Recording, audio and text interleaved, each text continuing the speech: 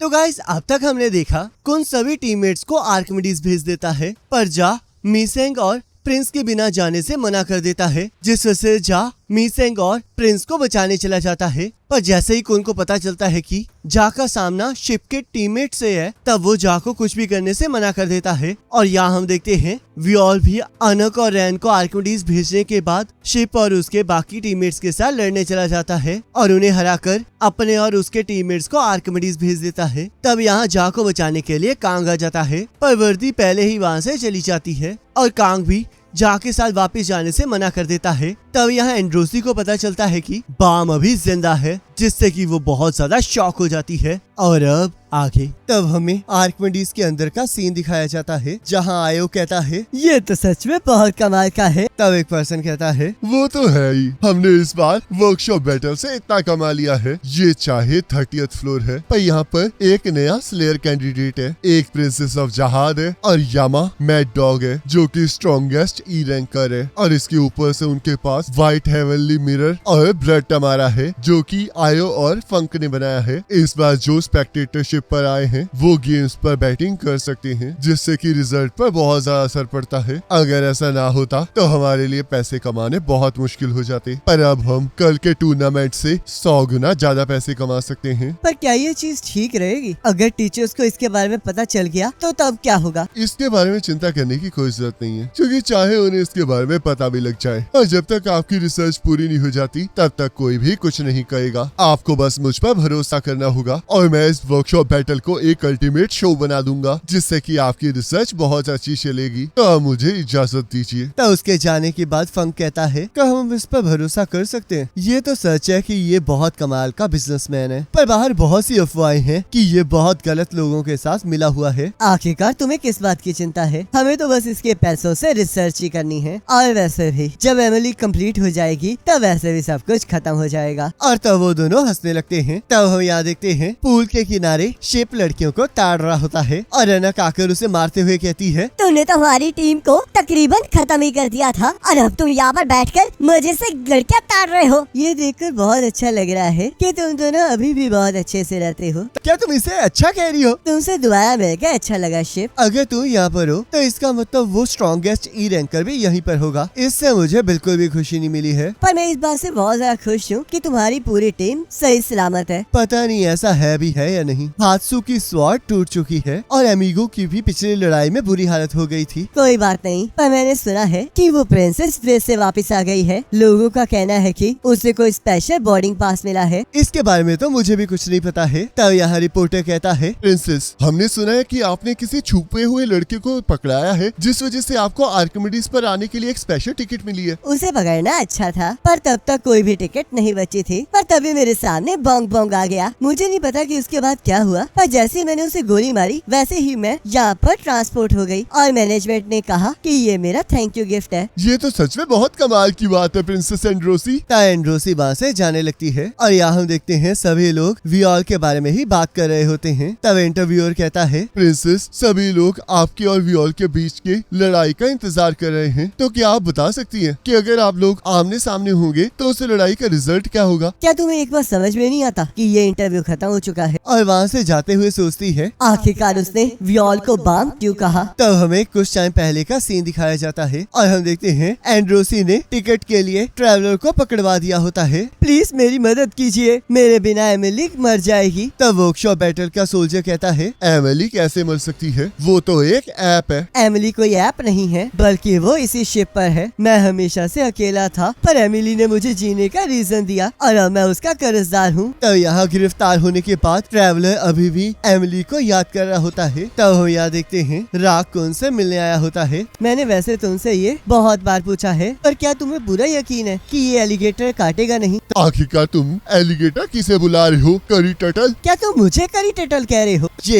एक बेवकूफ एलिगेटर है जिसे नाम बिल्कुल याद नहीं रहते। चुप कर जाओ टटल्स, मैं एलिगेटर नहीं हूँ, मैं ग्रेट रॉक ब्रेथराइजर हूँ। इसे छोड़ो, इसे मैं संभाल लूंगा। तब जा वहाँ से से चला जाता है। तो तुम्हें कितना पता है? मुझे येलो टर्टल के धोखा देने के बारे में और ब्लैक टर्टल के जिंदा होने के बारे में सब कुछ पता है। मैंने वो सब कुछ सुना है जो तुम्हें पता है। आखिरकार तुम्हें इसके बारे में किसने बताया? रेड टर्टल ने। तब कौन सोचता है? मुझे यकीन नहीं आ रहा कि रून ने तुम्हें इसके बारे में बताया है। उसने तो मुझे कहा था कि मुझे किसी को इसके बारे में नहीं बताना चाहिए, तो आखिरकार उसने इसे क्यों बताया? ब्लू टर्टल, आखिरकार तुम किसका इंतजार कर रहे हो? तब यहाँ जा सभी को राख के बारे में बताता है। तब हम देखते हैं वहाँ पर चांग और क्वाट्रो भी होते हैं। तब जा कहता है, आखिरकार तुम लोग यहाँ पर क्या कर रहे हो? हम इसके बारे में कुछ नहीं कर सकते थे क्योंकि हम लोगों को सेम रूम मिला है। चिंता मत करो, हम लोग कुछ नहीं करेंगे। और वैसे भी तुम्हारे कुछ मेंबर्स कम नहीं है। तभी उन्हें दरवाजा टूटने की आवाज आती है और हम देखते हैं कुन कमरे के बाहर गिरा हुआ होता है। तब राख कहता है, क्या तुम कल बाहर इसलिए गए थे ताकि तुम मुझे हारा हुआ चेहरा दिखा सको? हम लोग इसी टाइम ब्लैक टर्टल को वापस लाएंगे। क्या तुम पागल हो? क्या तुम्हें सच में लगता है कि फक्स स्लेयर कैंडिडेट को ऐसे ही जाने देगा? और क्या तुमने कभी ये सोचा है कि तब क्या होगा जब जहाज को पता चलेगा कि बाम जिंदा है? तब राख कुन को मारने लगता है और उसे एक जोरदार मुक्का मारकर कहता है, तुम बस एक टर्टल हो, तो इसलिए कॉम्प्लिकेटेड चीजों के बारे में सोचना बंद करो। तुम रहने दो, मैं उसे खुद ही वापस ले आऊंगा। तुम मेरी बात क्यों नहीं सुन रहे हो? मैं कह रहा हूँ कि हम लोग इस टाइम कुछ नहीं कर सकते। तुम्हारा मतलब है कि तुम कुछ नहीं कर सकते। आखिरकार तुम करना क्या चाहते हो? अगर तुम ऐसे ही सोचते रहोगे तो तुम सब कुछ बर्बाद कर दोगे। तुम बिल्कुल भी नहीं बदले हो। मुझे हंसने पर मजबूर मत करो। आखिरकार तुम ये क्या कह रहे हो? क्या तुम मेरा मजाक उड़ा रहे हो क्योंकि मैं छोटा हो गया हूँ? तब कुन वहाँ से चला जाता है और डैन और जीवा राख को कुन पर हमला करने से रोक रहे होते हैं। तब थोड़ी देर बाद जा कुन से मिलने चला जाता है और कहता है, तुम लोग सच में बहुत अच्छे दोस्त हो, क्योंकि तुम उसके आगे आर्ग्यू नहीं कर पा रहे थे। ऐसी कोई बात नहीं है, हम लोग बस कुछ टाइम के लिए सेकंड फ्लोर पर इकट्ठे थे। तुम कभी भी अपने दिल की बात नहीं कहोगे ना? अगर मेरा कोई क्लोज फ्रेंड होता तो मैं उसके साथ मिलकर सारी चीजें करता, पर तुम अलग हो क्योंकि तुम हर एक चीज का बोझ खुद ही उठाते हो, चाहे उसमें तुम्हें जितना मर्जी दर्द हो रहा हो। तुम सच में बहुत अजीब इंसान हो। शायद ये मेरी बचपन की आदत की वजह से है। जब भी मुझे कोई अच्छी चीज मिलती थी तब मैं चिंता में पड़ जाता था और दूसरों को दिखाने की जगह उस चीज को छुपा कर रखता था। अगर ऐसी बात है तो इस बार छुपाने की जगह दूसरों के साथ शेयर करना। और वहाँ से चला जाता है। तब हम देखते हैं राख वहाँ जाता है और कुन को अपनी चॉकलेट ऑफर करता है। आखिरकार तुम ये क्या कर रहे हो? क्या तुम्हें सच में लगता है कि इससे सब कुछ ठीक हो जाएगा? मैं बहुत ज्यादा खुश था जब मैंने ये सुना कि ब्लैक टर्टल जिंदा है, और उसके बाद मैंने ये भी सुना कि मैं यहाँ तुमसे दोबारा से मिल सकता हूँ। मैंने सोचा कि हम तीनों मिलकर फिर से टावर पर इकट्ठे चढ़ेंगे, पर तुम डिफरेंट हो। तुम एक डरपोक और चालाक टर्टल हो जो कि सब चीजों के बारे में चिंता करता है। क्या तुम यहाँ पर लड़ने आए हो? मैं बस अपनी खुशी तुम्हारे और ब्लैक टर्टल के साथ शेयर करना चाहता हूँ। और वहाँ से जाने लगता है। अभी सेलिब्रेट मत करना, कल की वर्कशॉप बैटल में मैं फक को तब तक पीटूंगा जब तक ग्रैंड प्राइज और बाम मेरा नहीं हो जाता। तब यहाँ जीवा कहती है, क्या हमें डायनासोर को वहाँ जाने देना चाहिए था? मैं उम्मीद करती हूँ कि वो दोनों फिर से न लड़ें। मुझे पूरा यकीन है कि वो दोनों ठीक होंगे। कुन ने एक बार मुझे अपने दोस्तों के बारे में बताया था। कुन की मॉम बचपन से ही स्ट्रिक्ट थी, जिसकी वजह से उसे बहुत मुश्किल हुई और उसके बाद वो राख और बाकी सबसे मिला। कुन के लिए उनसे मिलना एक ऐसा एक्सपीरियंस था जिसे वो कभी नहीं भूल सकता। तब यहाँ राख हंसते हुए कहता है, ब्लू टर्टल, क्या तुम फिर से वापस आ गए हो? अपनी बकवास बंद करो, मैं कभी बदला ही नहीं था। और हाँ, मैं कसम खाता हूँ कि मैं कल के टूर्नामेंट में बाम को वापस ला कर रहूंगा, चाहे उसके लिए मुझे कुछ भी करना पड़े। तब हात्सु किसी चीज को ढूंढते ढूंढते एक जगह पर पहुँच जाता है जहाँ उसे कुछ आवाजें आ रही होती हैं और तब वो कसानो और कांग को देखता है और सोचता है कि आखिरकार ये दोनों यहाँ पर क्या कर रहे हैं, और उनका पीछा करने लगता है। तब यहाँ कांग और कसानो अपने पहले प्यार डॉक्टर सोफी के पास पहुँच जाते हैं। तब कांग डॉक्टर सोफी को देखकर पुरानी बातों को याद करने लगता है और उन्हें गले लगाकर जोर जोर से रोने लगता है। तुम सच में बहुत बड़े हो गए हो, पर तुम अंदर से अभी भी क्राई बेबी हो। तुम्हें दोबारा देखकर बहुत अच्छा लगा इल्मार। तब यहाँ हात्सु को देखकर बेटा कहता है, आखिरकार तुम इन पर नजर क्यों रख रहे हो? क्या ये इंटरेस्टिंग है? क्या हुआ? क्या तुम मेरे साथ खेलना चाहते हो? तब कसानो भी हात्सु को देख लेता है और उसे बांध कर एक कमरे में फेंक कर कहता है, मुझे नहीं पता कि तुम यहाँ पर कैसे आए हो, पर अब वर्कशॉप बैटल के खत्म होने तक यहीं रहना। तो डॉक्टर सोफिया, आखिरकार ये लड़का कौन है? तब बेटा कहता है, मुझे इन डिफेक्टिव पीसेस में बिल्कुल भी इंटरेस्ट नहीं है। ये लड़का बेटा है जो कि तुम्हारा ही छोटा भाई है। चलो मेरे साथ चलो ताकि मैं तुम्हें वो रिसर्च दिखा सकूं जिस पर मैं काम कर रही हूँ। और तब वो तीनों एक लैब में चले जाते हैं जहाँ हम देखते हैं डॉक्टर सोफिया एमिली पर काम कर रही होती हैं। जब एमिली उठ जाएगी तब वो एक ऐसी कमाल की वेपन बनेगी जिससे कि पूरा टावर हिल जाएगा। तब हम यहाँ देखते हैं कोई पर्सन सोल्जर के भेस में आर्किमिडीज के अंदर घूम रहा होता है। तब यहाँ अगले दिन सभी लोग वर्कशॉप बैटल के लिए बहुत ज्यादा एक्साइटेड होने लगते हैं और यहाँ व्योल का हाथ पकड़कर एक लड़का कहता है, मैं कब से आपसे मिलना चाहता था। मेरी फैमिली को 10 फैमिलीज ने डिस्ट्रॉय कर दिया है, तो इसलिए मुझे पूरा विश्वास है कि आप मेरा बदला जरूर लेंगे। उन लोगों को हमारे लिए हरा देना। तब यहाँ व्योल रूम में काफी उदास बैठा होता है। आखिरकार तुमने ऐसा फेस क्यों बना रखा है? क्या तुम अभी भी उस लड़के के बारे में सोच रहे हो? जिया, क्या आप भी जहाद और 10 फैमिलीज से नफरत करती हैं? तो शायद इसी वजह से आपने फर्क को ज्वाइन किया है। ऐसा कुछ नहीं है, मैं ये इसलिए कर रही हूँ क्योंकि मुझे इसमें फायदा मिलता है। जब तक मैं इससे पैसे कमा रही हूँ तब तक मुझे इससे कोई परेशानी नहीं है। ये बताने के लिए थैंक यू। क्यों? आखिरकार तुम मुझे थैंक यू क्यों कह रहे हो? क्या तुम मुझे थैंक यू इसलिए कह रहे हो क्योंकि अब तुम मुझसे बिना किसी चीज से नफरत कर सकते हो? मुझे खुशी है कि तुम्हारे साथ कुछ भी बुरा नहीं हुआ है। तजिया उस कमरे से बाहर आकर सोचती है, आखिरकार इसे क्या हुआ है? क्या तुम उसे फिर से परेशान कर रही थी? आखिरकार तुम ये क्या बकवास कर रहे हो? और हाँ, याद रखो कि हम लोग दोस्त नहीं हैं बल्कि दुश्मन हैं। मुझे नहीं पता कि तुम्हें उससे क्या चाहिए, पर मुझे नहीं लगता कि तुम जैसा चाहो सब चीजें वैसी ही हो। ये जगह ऐसे लोगों से भरी है जो दूसरों को कुचलकर आगे बढ़ जाते हैं, पर वो अलग है। वो ऐसा है जो अंधेरों में रोशनी कर सकता है। अगर मैं तुम्हारी जगह होता तो मैं उसे अकेला छोड़ देता। बहुत से ऐसे लोग हैं जो उस लाइट को देखकर उसे हर जगह फॉलो करेंगे। तब यहाँ शिव कहता है, क्या हंसू सच में पार्टिसिपेट नहीं करेगा? वो तो कल से वापस भी नहीं आया है। उसे रहने दो, काश कुन यहाँ पर होता। तब हम देखते हैं वो पर्सन भेस बदल कर घूम रहा होता है जो कि पहले सोल्जर बना हुआ था। तब यहाँ आयो कहता है, अब ई रैंकर वर्कशॉप बैटल स्टार्ट होने वाली है और हम आपके होस्ट आयो और फंक हैं। हमें बहुत ज्यादा खुशी है कि आप सभी लोग यहाँ पर ऐसे इकट्ठे हुए हैं। वर्कशॉप बैटल की पहली गेम फ्लैग है, जो 8 में से पहले 3 रेगुलर्स अपने फ्लैग्स को इन 3 होल्स में डाल देंगे, वो आगे बढ़ जाएंगे। और याद रखिएगा, अगर आप अपने फ्लैग को छोड़ देते हैं या फिर उसे एरिना से बाहर गिरा देते हैं तो आप डिस्क्वालीफाई हो जाएंगे। और चाहे लास्ट में सिर्फ 2 ही प्लेयर्स बचे हों, फिर भी ये गेम कंटिन्यू ही रहेगी जब तक वो फ्लैग्स होल्स के अंदर नहीं डल जाते। ये गेम इंडिविजुअल बैटल है, पर सिर्फ जीतना ही काफी नहीं है। Team leaders